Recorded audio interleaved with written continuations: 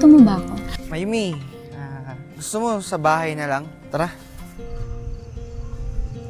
Sa isang paaralan, makikilala natin ang binatang estudyanteng si Lance. Napako ang kanyang tingin at hindi niya namalayang natunaw niya ang hawak niyang ice cream habang pinagmamasdan ang pagdating ng babaeng matagal na niyang hinahangaan na si Mayumi. Nagkatitigan ng dalawa at dahil doon ay tuluyan ng natunaw ang hawak na ice cream ng binata, dala ng labis niyang pagkabighani sa ganda ni Mayumi. Kinahaponan, muling nagkrus ang landas ni na Lance at Mayumi sa likod ng eskwelahan. Tahimik ang paligid, ngunit kabaligtaran naman ang nararamdaman ni Lance na halatang hindi mapakali dahil sa kanyang pagkamahiyain at kaba. Paulit-ulit siyang napapatingin sa paligid, tila naghahanap ng lakas ng loob upang magsalita. Ang kumpiyansang at palakaibigang si Mayumi ang unang lumapit sa kanya. Sa halip na maghintay, siya mismo ang nagbukas ng usapan. Nang may bahagyang ngiti sa labi, diretsahan niyang tinanong ang binata kung may nararamdaman ba ito para sa kanya. Lalong namula sa hiya si Lance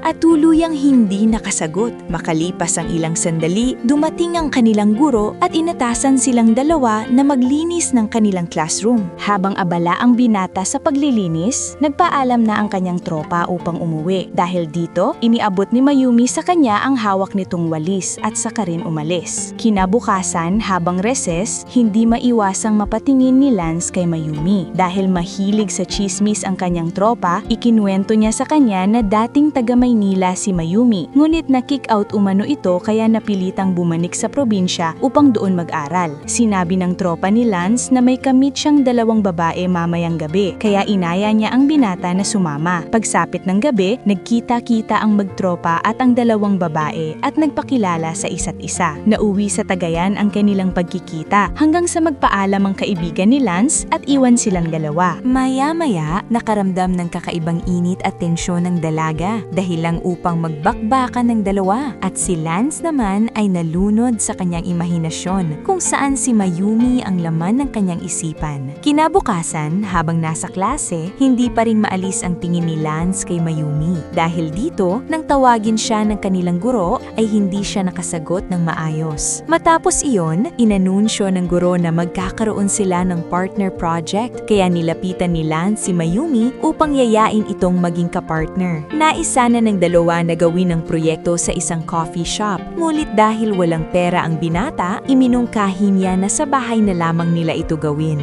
Agad namang pumayag ang dalaga sa mungkahi ni Lance. Pagdating nila sa bahay ng binata, sinalubong sila ng ama nito na may itsurang parang Gon sa pelikula ni FPJ. Ipinakilala ni Lance si Mayumi at ipinaliwanag na gagawa lamang sila ng kanilang project. Agad silang pinapasok ng ama ni Lance at pinakain muna bago sila nagsimulang gumawa ng kanilang project. Pagkatapos ng hapunan, nagkwentuhan ng dalawa tungkol sa kanilang mga pangarap sa buhay. Habang gumagawa sila ng kanilang project, ipinagtapat ni Lance ang tunay niyang nararamdaman kay Mayumi. Tinawanan lamang siya ng dalaga kaya't labis na nalungkot ang binata. Gayunpaman, nagtagpo ang kanilang mga mata na puno ng hindi maipaliwanag na emosyon at sa sumunod ay nagbakbakan na ang dalawa sa loob ng silid ni Lance. Kinabukasan, matapos ang kanilang project, ipinaliwanag nila ito sa klase at kitang-kita ang mga matatamis na ngiti sa kanilang mga mukha. Hindi nakaligtas sa pansin ng tropa ni Lance ang dalawa at tila ba nag-uumpisa siyang manghinala na may espesyal na nangyayari sa pagitan nila. Pagkatapos ng klase, kinulit siya ng tropa niya upang ibahagi ang mga nangyayari. Ngulit na natiling tahimik ang binata at pagkatapos ay umalis na lamang ito. Sa kanilang pag-uwi, napadaan sila sa isang tindahan kung saan kumuha si Mayumi ng paninda nang hindi nagbabayad. Nang mapansin ito, nagalit si Lance, kaya umalis si Mayumi at iniwan siyang mag-isa. Hinabol siya ni Lance at nagkaroon sila ng tampuhan. Sa gitna ng kanilang pag-uusap,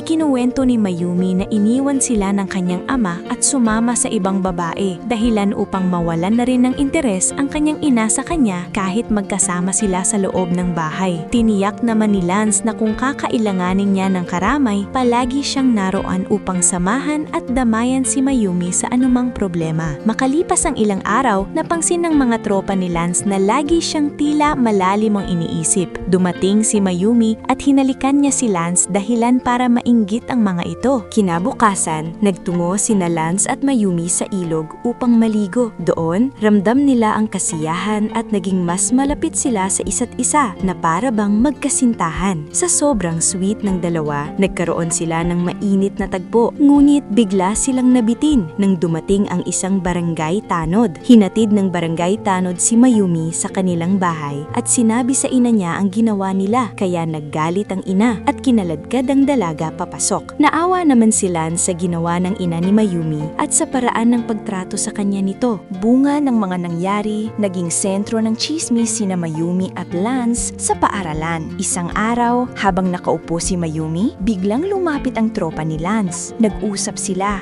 at ramdam ang hindi maganda nitong intensyon. Pagsapit ng gabi, nag-inuman ng dalawa at nauwi ang lahat sa isang umatikabong bakbakan. Nakita ni Lance ang dalawa na magkasama kaya agad niyang sinugod ang kanyang tropa, subalit pinigilan siya ni Mayumi. Ipinaliwanag ng dalaga na hindi naman sila naging opisyal kaya wala siyang obligasyong magpaliwanag. Dahil dito, halos gumuho ang mundo ni Lance at umiiyak siyang umalis. Habang ang kaibigan niyang nagtaksil ay tinawanan lamang siya. Habang papalayo si Lance, doon lamang naramdaman ni Mayumi ang bigat at sakit sa kanyang dibdib sa kanyang nagawa. Kinabukasan, mag-isa sa silid-aralan si Lance habang binabasa ang huling liham na iniwan ni Mayumi. Sa sulat, buong lakas ng loob na ipinagtapat ng dalaga ang kanyang tunay na nararamdaman at nagpaalam dahil nais niyang ayusin ang kanyang buhay at umalis sa mapanakit na pagtrato ng kanyang magulang. Habang patuloy na binabasa ni Lance ang sulat, tuluyan nang bumigay ang kanyang damdamin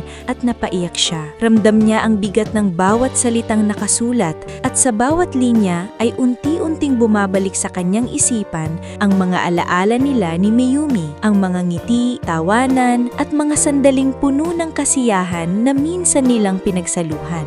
At makalipas ang ilang buwan, nagpasya si Lance na lumuwas patungong Maynila upang magsimula ng panibagong yugto ng kanyang buhay. Doon niya ipinagpatuloy ang kanyang pag-aaral sa kolehiyo, dala ang matibay na determinasyon na tuparin ang matagal na niyang pangarap na maging isang doktor. Habang naghihintay si Lance ng masasakyang sasakyan, bigla niyang napansin si Mayumi sa di kalayuan. Sa isang saglit na pagtatagpo ng kanilang mga mata, kapwa nila napansin na suot pa rin nila ang mga bracelet na minsan nilang ibinigay sa isa't isa, tahimik na paalala ng nakaraan. Gayunpaman, pinili nilang umiwas at hindi pansinin ng isa't isa, sapagkat kapwa nila alam na may mas mahalagang dapat unahin kaysa sa pag-ibig, at iyon ay ang pagtupad sa kani-kanilang mga pangarap.